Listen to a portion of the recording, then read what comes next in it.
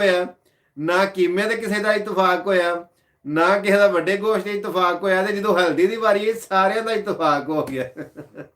ਤੇ ਉਹ ਬੜਾ ਉਹਨਾਂ ਮੈਨੂੰ ਹਲਦੀ ਪਿਆਈ ਪਾ ਕੇ ਉਹਦੇ ਨਾਲ ਬੜਾ ਫਰਕ ਵੀ ਪੈਂਦਾ। ਅਗਰ ਤੁਹਾਨੂੰ ਗੁੱਝੀਆਂ ਸੱਟਾਂ ਲੱਗੀਆਂ ਹੋਣ ਨਾ ਤੇ ਉਦੋਂ ਹਲਦੀ ਪੀਣੀ ਚਾਹੀਦੀ ਦੁੱਧ ਦੇ ਵਿੱਚ ਪਾ ਕੇ। ਉਹ ਜੇ ਇੱਥੇ ਮੈਨੂੰ ਇੱਕ ਯਾਦ ਆ ਗਈ ਸ਼ੂਗਰ ਵਾਲੀ ਗੱਲ। ਉਹ ਕਿਤੇ ਐਕਸੀਡੈਂਟ ਹੋ ਗਿਆ ਨਾ, ਕਿਤੇ ਤੇ ਰਾਹ ਜਾਂਦਾ ਬੰਦਾ ਇੱਕ ਖਲੋ ਗਿਆ, ਉਹਨੇ ਵੇਖਿਆ ਜੀ ਵਾਵਾ ਇਕੱਠੇ ਹੋਏ ਨੇ ਤੇ ਖਲੋ ਕੇ ਨਾ ਤੇ ਉਹ ਸਾਰਿਆਂ ਨੂੰ ਆਖਣ ਲੱਗਾ ਓਏ ਹੋਏ ਹੋਏ ਬੜੀ ਸੱਟ ਲੱਗੀ, ਬੜੀ ਸੱਟ ਲੱਗੀ। ਉਹਨੇ ਆਖਿਆ ਦੁੱਧ ਲਿਆਓ। ਉਹ ਨੇੜੇ ਇੱਕ ਘਰ ਸੀ, ਉਹ ਬੰਦਾ ਭੱਜ ਕੇ ਗਿਆ, ਉਹਨੇ ਦੁੱਧ ਲਿਆਂਦਾ। ਜਦੋਂ ਉਹਨੇ ਦੁੱਧ ਲਿਆਂਦਾ ਨਾ ਤੇ ਉਹਨੂੰ ਆਖਣ ਲੱਗਾ ਇਹਦੀ ਥੋੜੀ ਜਿਹੀ ਹਲਦੀ ਵੀ ਪਾ ਕੇ ਲਿਆ। ਉਹਨੇ ਹਲਦੀ ਵੀ ਪਾ ਲਿਆਂਦੀ। ਉਹ ਐਕਸੀਡੈਂਟ ਹੋਇਆ ਸੀ, ਉਹ ਲੋਕਾਂ ਨੂੰ ਇਹ ਪਤਾ ਸੀ ਕਿ ਇਹ ਨਾ ਇਹਨੂੰ ਪੀਣ ਵਾਸਤੇ ਦੇਗਾ। ਖਲੋ ਕੇ ਨਾ ਸਾਰੇ ਪੀ ਕੇ ਉਹ ਦੁੱਧ ਹਲਦੀ ਵਾਲਾ ਦੁੱਧ ਪੀ ਕੇ ਸਾਰਾ ਆਉਂਦਾ ਓਏ ਹੋਏ ਹੋਏ ਮੇਰੇ ਕੋਲ ਨਹੀਂ ਆਈ ਸੱਟ ਵੇਖੀ ਜਾਂਦੀ।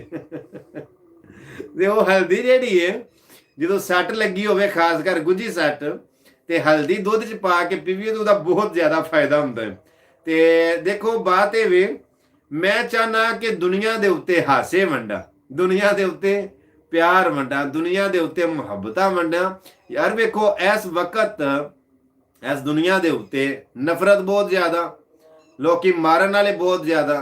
ਤੋ ਮੈਂ ਚਾਹਨਾ ਕਿ ਲੋਕਾਂ ਨੂੰ ਖੁਸ਼ੀਆਂ ਤਕਸੀਮ ਕਰਾਂ। ਮੇਰਾ ਦਿਲ ਸੀ ਕਿ ਤੁਹਾਡੇ ਨਾਲ ਗੱਲ ਮਜ਼ੀਦ ਚੱਲਦੀ, ਗੱਲ ਲੰਮੀ ਹੁੰਦੀ, ਲੇਕਿਨ ਅਜ਼ਾਨਾਂ ਹੋ ਰਹੀਆਂ ਨੇ ਤੇ ਨਮਾਜ਼ ਪੜ੍ਹ ਲਈਏ। ਬਾਕੀ ਅੱਲਾ ਖੈਰੋਫੀਅਤ ਰੱਖੇ ਤੇ ਫਿਰ ਇਨਸ਼ਾਅੱਲਾ ਤੁਹਾਡੇ ਨਾਲ ਗੱਪਸ਼ਪ ਹੋਵੇਗੀ। ਇਸ਼ਾ ਦਾ ਟਾਈਮ ਹੋ ਗਿਆ ਤੇ ਦਿਲ ਤੇ ਬੜਾ ਸੀ ਕਿ ਮਜ਼ੀਦ ਗੱਪਸ਼ਪ ਚੱਲਦੀ। ਤੇ ਆਪਣਾ ਬੜਾ ਸਾਰਾ ਖਿਆਲ ਰੱਖਿਓ।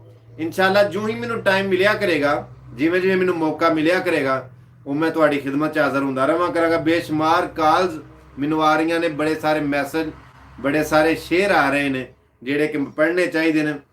ਤੇ ਬਾਈ ਨੀਚੇ ਵਾਲੇ ਕਮੈਂਟ ਵੀ ਪੜ੍ਹ ਲਓ। ਇਹਸਾਨ ਅਲੀ ਸ਼ੇਖ ਸਾਹਿਬ ਜ਼ਰੂਰ ਸਰ ਮੈਂ ਕਮੈਂਟ ਪੜ੍ਹਾਂਗਾ, ਉਹਨਾਂ ਦਾ ਰਿਪਲਾਈ ਵੀ ਕਰਾਂਗਾ, ਲੇਕਿਨ ਅਜ਼ਾਨਾਂ ਹੋ ਰਹੀਆਂ ਨੇ।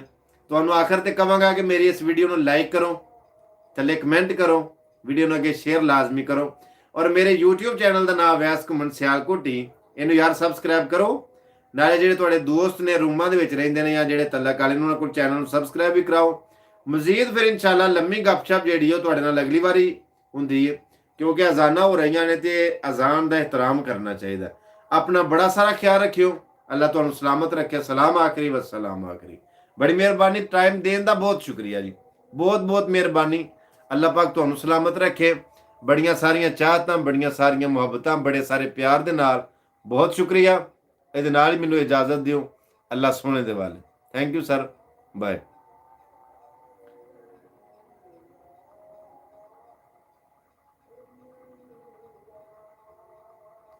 ਮੈਂ ਹੁਣ ਇਹਨੂੰ ਬੰਦ ਕਰ ਲਵਾਂ ਨਾ। ਜਾਤੇ ਜਾਤੇ ਕੋਈ ਨਸੀਹਤ ਇਹ ਵੇ, ਹਮੇਸ਼ਾ ਕਿਸੇ ਸਿਆਣੇ ਬੰਦੇ ਨੇ ਗੱਲ ਆਖੀ ਸੀ ਕਿ ਪੈਰ ਤੁਹਾਡੇ ਗਰਮ ਰਹਿਣੇ ਚਾਹੀਦੇ ਨੇ ਤੇ ਸਿਰ ਤੁਹਾਡਾ ਠੰਡਾ ਰਹਿਣਾ ਚਾਹੀਦਾ। ਜ਼ਿੰਦਗੀ 'ਚ ਕਾਮਯਾਬ ਹੋਣ ਵਾਸਤੇ ਪੈਰ ਤੁਹਾਡੇ ਗਰਮ ਰਹਿਣੇ ਚਾਹੀਦੇ ਨੇ ਤੇ ਸਿਰ ਤੁਹਾਡਾ ਠੰਡਾ ਹੋਣਾ ਚਾਹੀਦਾ ਹੈ, ਠੰਡਾ ਰਹਿਣਾ ਚਾਹੀਦਾ ਹੈ। ਉਹ ਕਿਸੇ ਪੁੱਛਣ ਵਾਲੇ ਨੇ ਪੁੱਛਿਆ ਕਿ ਸਿਰ ਠੰਡਾ ਰਹੇਗਾ ਸਰਸਾਮ ਹੋ ਜਾਏਗਾ, ਬੰਦਾ ਬਿਮਾਰ ਹੋ ਜਾਏਗਾ, ਪੈਰ ਹਰ ਵਕਤ ਗਰਮ ਰਹਿਣਗੇ ਤੇ ਮਤਲਬ ਫਿਰ ਵੀ ਨਿਜ਼ਾਮ ਨਹੀਂ ਚੱਲੇਗਾ, ਬੰਦਾ ਬਿਮਾਰ ਹੋ ਜਾਏਗਾ। ਉਹਨੇ ਆਖਿਆ ਚੱਲਿਆ ਗਰਮ ਤੋਂ ਮੁਰਾਦ ਇਹ ਕਿ ਪੈਰਾਂ ਨੂੰ ਹਰਕਤ ਦਿੰਦੇ ਰਹੋ, ਪੈਰ ਟੁਰਦੇ ਰਹੋ ਨਾ ਤੇ ਪੈਰਾਂ ਨੂੰ ਹਰਕਤ ਮਿਲਦੀ ਰਹਿੰਦੀ ਹੈ, ਗਰਮਾਇਸ਼ ਮਿਲਦੀ ਰਹਿੰਦੀ ਹੈ। ਤੇ ਇਹਦਾ ਫਾਇਦਾ ਇਹ ਹੁੰਦਾ ਹੈ ਕਿ ਬੰਦਾ ਕਦੇ ਵੀ ਨਾਕਾਮ ਨਹੀਂ ਹੁੰਦਾ। ਇਹਦੇ ਨਾਲ ਹੀ ਅਗਰ ਤੁਹਾਡਾ ਸਿਰ ਠੰਡਾ ਰਹੇਗਾ, ਦਿਮਾਗ ਤੁਹਾਡਾ ਸਿਰ ਦੇ ਵਿੱਚ ਨਾ, ਦਿਮਾਗ ਠੰਡਾ ਰਵੇ ਤੁਹਾਡਾ ਹਮੇਸ਼ਾ, ਤੇ ਤੁਹਾਨੂੰ ਫਾਇਦਾ ਮਿਲੇਗਾ।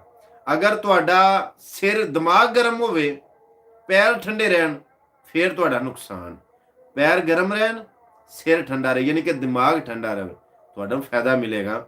ਇਸ ਵਾਸਤੇ ਹਮੇਸ਼ਾ ਗੱਲ ਸੁਣੋ। ਜਿਹੜੇ ਬੰਦੇ ਜ਼ਿਆਦਾ ਬੋਲਦੇ ਨੇ ਨਾ ਉਹ ਬੰਦੇ ਕਾਮਯਾਬ ਨੇ, ਜਿਹੜੇ ਬੰਦੇ ਜ਼ਿਆਦਾ ਸੁਣਦੇ ਨੇ ਜਾਂ ਜ਼ਿਆਦਾ ਪੁੱਛਦੇ ਨੇ ਉਹ ਬੰਦੇ ਕਾਮਯਾਬ ਹੁੰਦੇ ਨੇ। ਆਖਰ ਤੇ ਮੈਂ ਤੁਹਾਨੂੰ ਦੱਸਦਾ ਜਾਣ ਤੇ ਲੰਘ ਚਲੀ ਇਸੇ ਗੱਲ ਦੇ ਵਿੱਚ 0347 780 8288 ਉਸਾਮਾ ਮੁਗਲ ਸਾਹਿਬ ਘੁੰਮਣ ਸਾਹਿਬ 0347 780 8288 ਮੇਰੇ ਮੋਬਾਈਲ ਦਾ ਨੰਬਰ ਹੈ। ਇਹ ਹੀ WhatsApp ਦਾ ਨੰਬਰ ਹੈ।